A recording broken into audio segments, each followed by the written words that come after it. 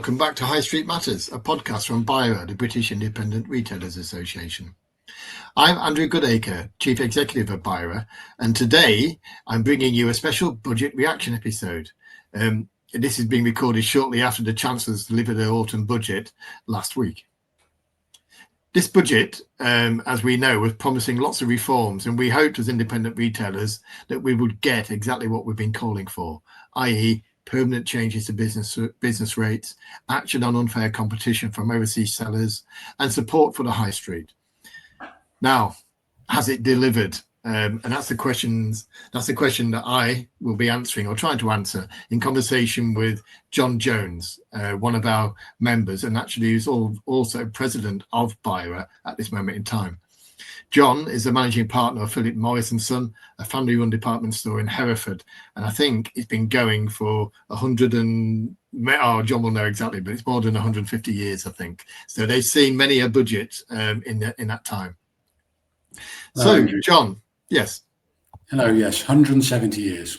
170 years, fantastic. Actually, probably one of our oldest members when I think about it. So, John, what went through your mind when you was listening to the Chancellor's speech?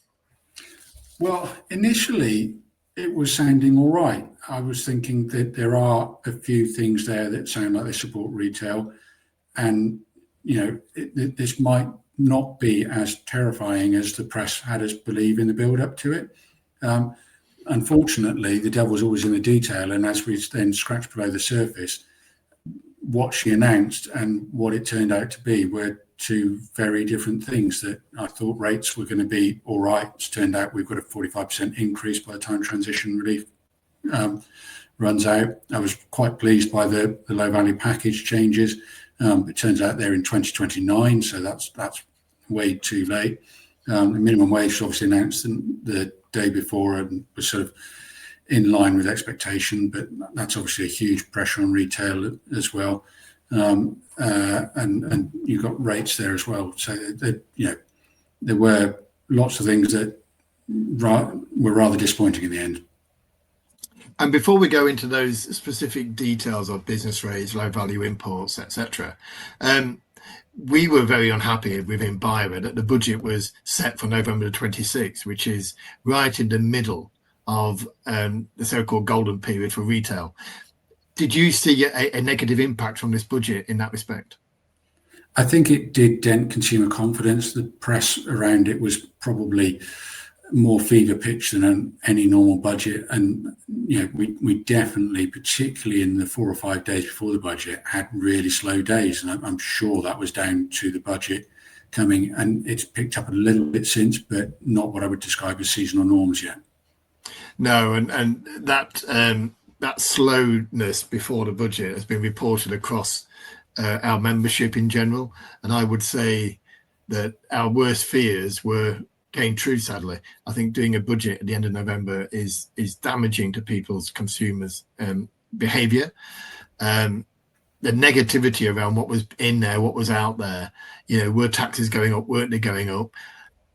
It just feels as if that this whole process was longer, more elongated.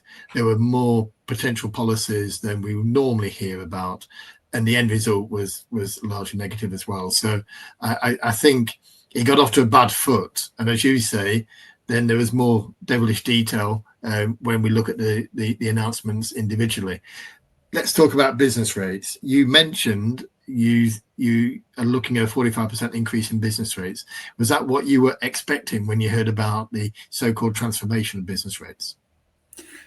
No, obviously, there was a manifesto pledge from them that there would be a proper change to business rates and the whole thing would be reviewed. But what they've actually done is tinker around the edges yet again, and there's no meaningful change, no long-term change at all. And it would appear that we're set for business rates how they are now to the end of this Parliament.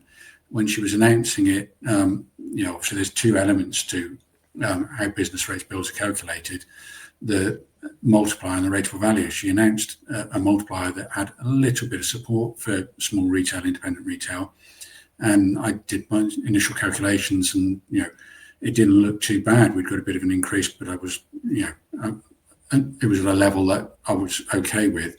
But then once we've got the new rateable values on our properties, which despite the actual rent on one going down, one of them, that same property, the rateable value has shot up enormously. And suddenly I'm looking at this bill that once transition relief runs out, has gone up 45%, which is obviously massively ahead of what inflation is, and will put us at our highest rates bill ever. So it's not support for the high streets at all. And your belief is also our belief that rateable value normally reflects the average rents paid on sites, doesn't it? You know, when you get your rateable values through, if you're in a rented property, that normally reflects the amount of rent that a retailer's paying to occupy that building. Yeah, that's how I'd always understood that it was set, and what we're actually looking at is a rateable value that is more than 50% above what the rent is, and that rent is set at market value in the area. So that sounds like you should be appealing on that one. Do you plan to do that? I will obviously be doing some further analysis, seeing what others in the area are like, and then getting somebody onto it to appeal it for us. Brilliant, thank you. But sadly, from my experience of understanding the appeal process, I think there's still a huge backlog from the last revaluation, which was 2023. So it's one of those processes that moves along very slowly. So, but I do wish you the best of luck with it. And my message to anyone listening to this who's experienced what John has experienced in terms of those large increases, then you certainly should think about appealing your core rateable value. There's a website available. You can easily check it. You can check you've got your square footage right, but it's really important to check that your rateable value is correct as you understand it. There's no guarantee it will be, just because that's what it says on the bill. So it's worth checking from that point of view. John, just while we're still talking about business rates, there's been some announcements out since the budget, given the furore around the increases going. But how does it make you feel as an independent retailer if I was to tell you that, based on research that BIRA's done, that a large supermarket superstore on a retail park, based on what's been publicly made available through that government website on business rates, it's experiencing a 1.6% increase alone, just that in its rateable valuation. And so effectively, they will next year pay £70,000 less in business rates than they will have done this year. How does that make you feel as a smaller retailer who knows they're going to have to pay more? It's hugely frustrating, but it's also not surprising. Like, today and yesterday, the days we're recording this, the press has been full of stuff about how Rachel Reeves has misled them. And to be honest, that's exactly how I feel about it, that it's another example of how we've been misled, because what she said was support for small retail, and actually putting some of the emphasis onto the bigger retail units. It looks like it's going to become exactly the opposite, that some big retailers are actually paying less, whilst the smaller independents and those that give the high street life are paying more, which it's struggled to see how it makes any sense. It's perverse, isn't it? It's counterintuitive. I can't quite find the right word or phrase for it, other than it is fundamentally wrong. Yeah. That large companies, and I don't want any retail business to pay more than it should do on business rates, but I think if you would have said to Sainsbury's, you will pay no more business rates than you have done this year, next year, let's say they'd have kept it level, Sainsbury's would have snapped their hands off. It's a Sainsbury's example that I quoted, and they must be cock a hoop to think that they overall now across the whole estate will probably pay a lot less in business rates than they have done this year. And that is not how this transformation was presented to us, was sold to us.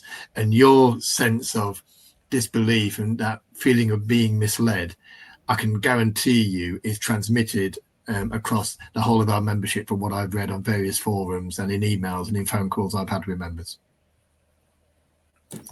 The other issue, on from business rates, I think we could talk about it for the rest of this conversation, but let's now talk about low value imports. I remember a board meeting we were at some months ago. I think I remember last year's conference, which you co-chaired with me, and this issue of cheap imports coming into the UK was raised then. So that's more than 13 months ago. Why is it such a big issue for you, the cheap imports coming into the country? Well, it's an issue on several levels. That obviously, there are very, very cheap things coming in from abroad. That they've got a competitive advantage because they're not paying the VAT, they're not paying the duty, etc. They're not paying all those routine overheads that we have to pay in this country, like business rates. They're not hampered by our minimum wage and national insurance increases and those sorts of things, because the goods are coming straight from generally China to the consumer in this country. It is good for the consumer, I acknowledge that, because they get very low value items at exceptional prices. But that's all money lost to the economy in this country. It's all money lost to the high street, and even people like Amazon are being hit by it, and it has essentially no economic value to this country at all, and so it's very frustrating that they've been so slow to act on it. I remember very well when you used that phrase, no positive impact on the UK economy, that no contribution to the UK economy whatsoever, because these companies are based outside the UK, aren't they? They may register addresses in the UK in order to avoid VAT, which is a different story in its own right.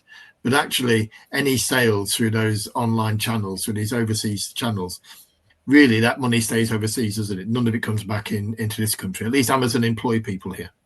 Yeah, that's exactly right. And Amazon pay a bit of tax here, and they have warehouses here and so on.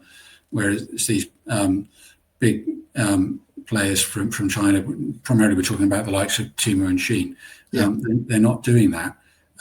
So you are getting that zero economic benefit in this country. And there's also wider issues like, the quality and safety of these items, that actually they're not passing the normal rigorous checks that goods sold into this country have to go through. And so the consumer can't be sure that what they're buying is actually safe. And isn't that simply just the single biggest frustration, or the adding insult to injury? The likes of your business and many other independent retailers, we competed with the online giants for a long time now. And, Amazon have been around for many years. Shein, Temu bring a different dimension to it. And this idea of product safety, it's a wild west online, isn't it, with some of these companies? I've seen reports where products barred in this country are still found online. And it's very easy to find them. There's no dark web. You just got to put the product name in and you will find it, even though it is barred in this country. And it just strikes me, for that reason alone, there should be more regulation on what happens online, let alone just closing this duty. Yeah, that's absolutely right. We've got all sorts of regulations we have to apply to, from employment law, health and safety, product specific things and so on. And all of that is being bypassed by a lot of these products. And so it's another thing that means that it's not a level playing field, and there's competitive advantage that they've got that means that they can provide these very cheap products in a way that traditional retailers in this country will never be able to get near to. So in the budget, we heard the Chancellor tell us that she had decided to close this loophole, and I think your heart will have soared, and my heart would have jumped a beat, thinking fantastic. And then we heard it might take up to 4 years to do this. Do you think it should really take 4 years to do this? I have no idea why it needs to take 4 years. America have done exactly the same thing. Far be it for me to praise Donald Trump, but he's done it in less than 6 months. And why can we not do the same? It's a revenue source lost to the Treasury at a time when they're constantly telling us how short of money the country is. There's revenue that they could be raising straight away there. Why delay getting that revenue until 2029? And building on those points, you're right, America has done it in less than 6 months. And their duty is considerable. They had an even bigger low value threshold, so they've done a huge job there. Europe is doing something similar next year. And in terms of volume of products coming into the UK, we think very shortly it will be up to 1 billion products a year coming in under this threshold. 1 billion products. You simply added a £10 duty, you created £10 billion of income coming into the UK. Yeah. that would pay for a lot of rates reform, a lot of proper wholesale reform of business rates if the two policies were joined up, would it not? Yeah, you have to wonder whether there's something more behind it that they're not telling us. Yes, and my thoughts go to a couple of months ago. They announced they started trade talk to China. We know where the threat is. Shein, Temu, they're the companies exploiting this loophole. And I do question if it is all tied up with a Chinese trade deal, and they don't want to make that harder than it will already be by closing this loophole within the next couple of years. That is frustrating because that feels as if the China trade deal is far more important than high streets in the UK. But that's a different topic we'll come on to later on.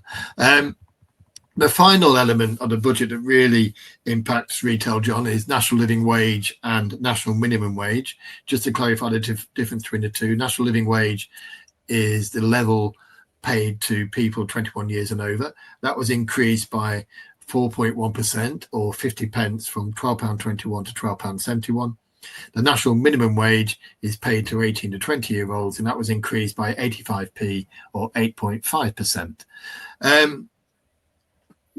4.1%, some would say that's a bit closer to inflation than previous years, but it's still above inflation. How does that land with your business?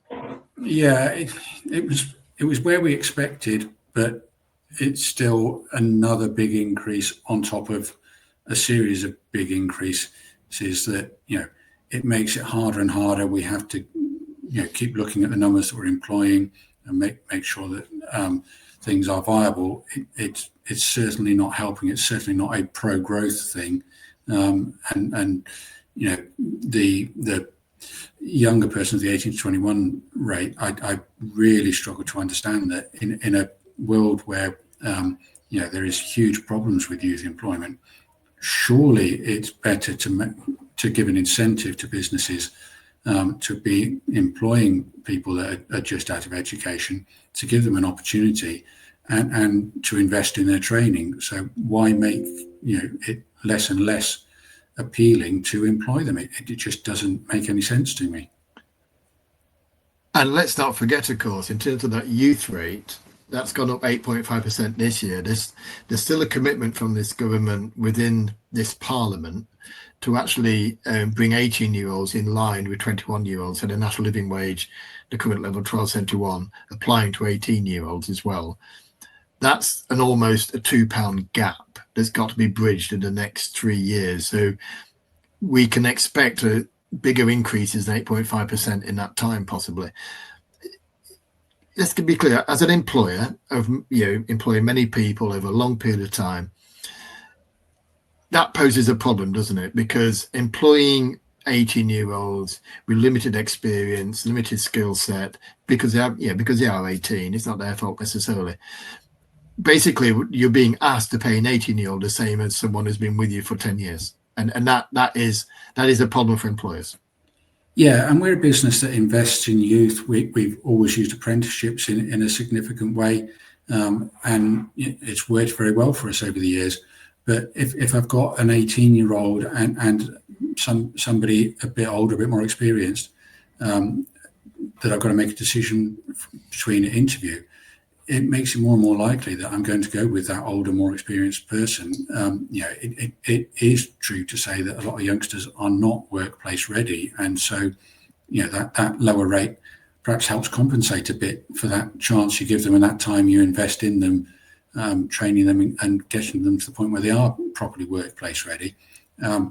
And so I assume this policy is supposed to be sort of pro 18 to 21-year-olds to help get their standard of living up, etc. But actually, I think it probably just means that more of them will be unemployed. And that is the real risk. I think that it's a super point that you've made. You've explained it very well. And we already know that there's a growing number of young people not working. They're called NEETs, I think, which is an acronym for Not in Employment, Educational Training. And that's growing all the time. That adds to the welfare bill.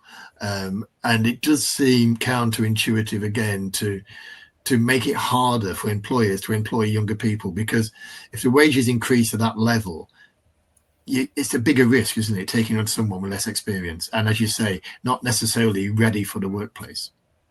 Yeah, it is, and particularly with the Employment Rights Bill coming through as well, it makes it less and less appealing to take a risk on an employee. Now, we have in the last few days seen the climb down that you're now going to have 6 months rather than full rights on day one. That is a positive step in the right direction, but 6 months is still not a long time. It isn't. No, I agree. And that is a welcome reverse of long-standing policy as well. But you're right, 6 months is not necessarily a long time. I mean, most probation periods last for at least 3 months. So you've only got another 3 months to assess whether that person is living up to expectations, adding value to your business. So one to watch, no doubt, for the future, and certainly another topic for High Street Matters podcast going forward. So we've talked about business rates, we've talked about low value items, we've expressed our concerns about the changes being made, the delays being implemented, the lack of action to address what seem to us to be easy wins for this government. And we talked about the impact of national living wage, national minimum wage. It's easy possibly to paint this budget in a very black light. And I'll try not to do that all the time. But so final question for you, John. Was there any good news for you or for your business in this budget? Was there anything that you thought, well, yes, I'm pleased about that? Yeah, I like to be glass half full, but actually, I think it's a bad budget. And the reason for that is not really to do with the three items we've talked about above, but the fact that there is nothing for growth at all. Yeah. If there was something that would drive some growth, and it wouldn't matter about the increasing overheads then, because we'd got the growth to go with it. But actually, I don't think there's anything in this budget at all for growth, and I don't think this government understands growth. I don't think it understands business, and it seems to think that business is a cash cow that it can keep coming back to, and it really can't. If there is not a way to grow, that there's both an impossibility for businesses to grow because they can't afford it, but also a mindset of, do you know what, it's really not worth it. It's not worth the effort and the risk. And so I think businesses are, struggling to see the positivity. Yeah. I think, you've got to keep moving forward. You've got to keep innovating. You've got to keep trying. But I can understand why a lot of businesses are finding that really difficult to do at the moment.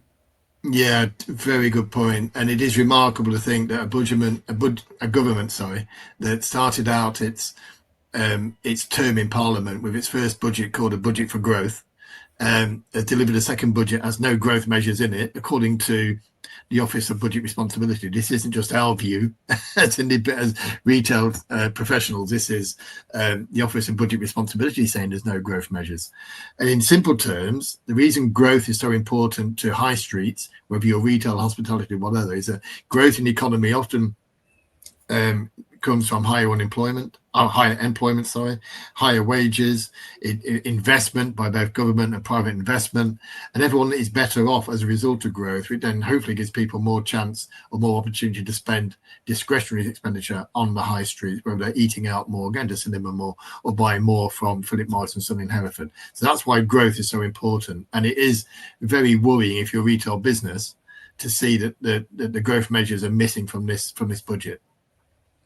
Yeah, it absolutely is. And we've got, pressure on margin. We've got pressure on overheads. And so growth really would be the answer. And I think the most worrying thing is they keep talking about growth like it's the top of the agenda and then doing absolutely nothing for it. And it almost implies that they really don't understand it. Yeah, I think that's probably a good point to end this podcast. It was really to review the budget. We would love, both myself and John have really tried to find positives. It's really hard to find a positive if you're involved with the retail sector. That's a sad fact on this one particular budget. But I do know that independent retailers like John and all of our thousands of members and people throughout the country will find ways of readjusting their business, moving it forwards, and accommodating the budget and what it means to them. Please get in touch with us. Please let us know how you're getting on. We would love to hear from you. John, thank you so much for your contribution. It's really, really helpful to hear it from the coalface of retail business on the high street. Thank you, the audience, for listening to High Street Matters. This is an original podcast series for BIRA, the British Independent Retailers Association. Thank you.